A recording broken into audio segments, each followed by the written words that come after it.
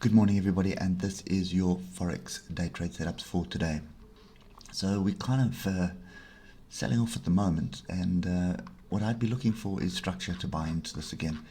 Now I just want to get to a higher time frame here, because as I pointed out, this level here that we're selling off at 122.400, you can see that was a pretty strong area in the past. So it's not too surprising to see us just battling to get through this level at the moment. But again, we're on the weekly. You can see strong move, consolidation, strong move. So there is still a measured move at play here on the weekly, and that's something along the lines of that. And that takes us all the way back to the top of this consolidation area here.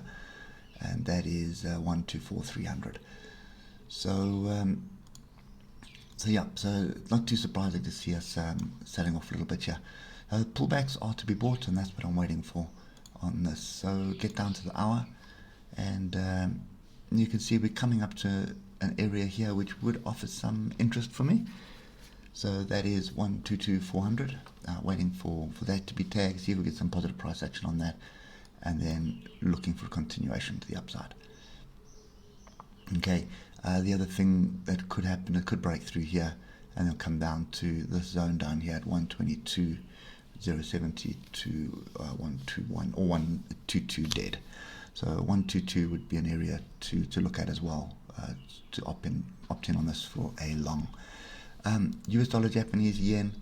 So we had the move down, we've broken below this, so 103.178, and of course at the moment we are rallying. So I would be looking for areas to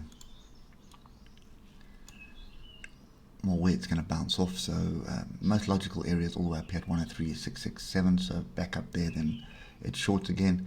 But we're coming up to an area here at 103.517, which could also offer a little bit of resistance.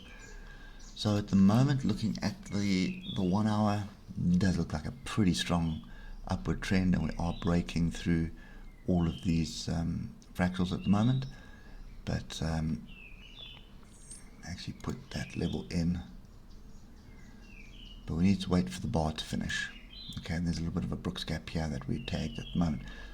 So for me, watching all these areas for price action. As soon as we start getting some bearish price action, like a nice big juicy pin bar, something like that on the hour, so it's 103.400 area, or 103.500 area. So somewhere in here, as soon as we start getting the price action that's going to indicate enough is enough and we're going back down, that's what I'll be looking for.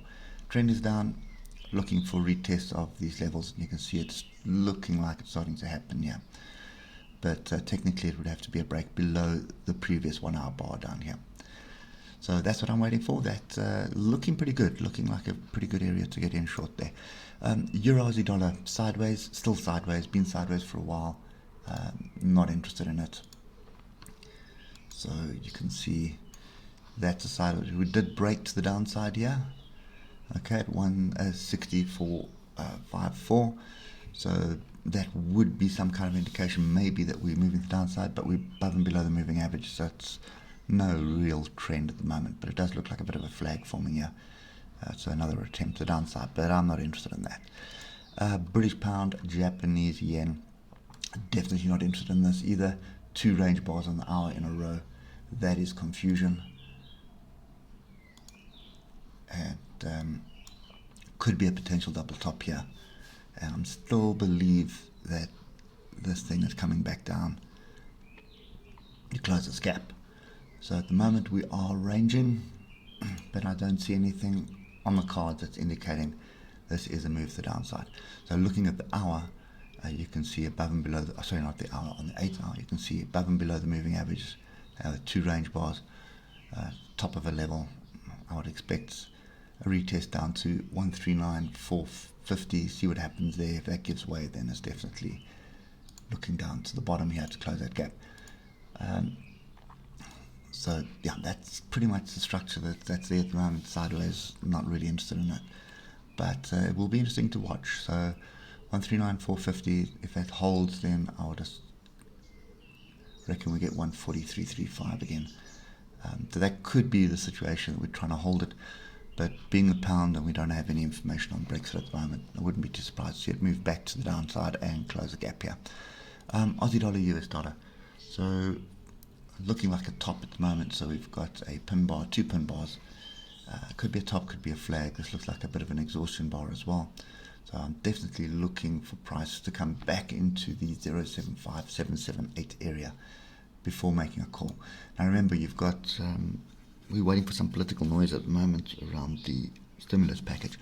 So that could be what we sort of just drifting lower, waiting for that, and then people getting into sort of building up their long position, and another move to the upside.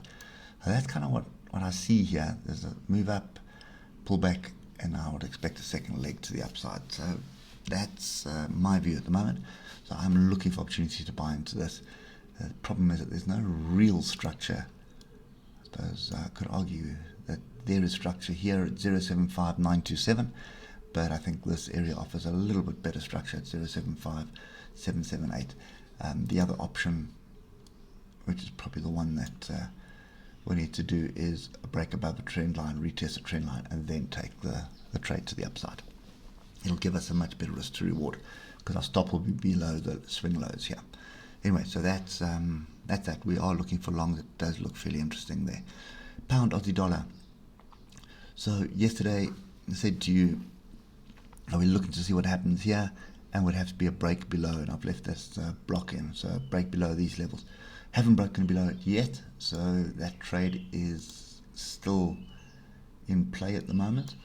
And you can see we are flirting again with the underside here. So for me, pretty much need a close below not one of the fractals, but the latest fractal, which is going to be this one here. So 177820, a 1 hour close below that. That's going to validate this break. I'd like to see it drop a little bit further, come back, test, reject, and that would be my signal for a short. And my target is going to be this gap. Okay, so there's a lot happening with the pound at the moment. So that's kind of the structure that I'm seeing at the moment, and that's what I want to play. So we just got to be patient with this. It could just continue sideways today, or it could just break through today, and then we need to wait for that retest before getting in on that and then looking for the short. But that is starting to look fairly interesting. Anyway, guys, that's it for me today on Forex. Hope it helps, and we'll catch up with you later. Cheers for now.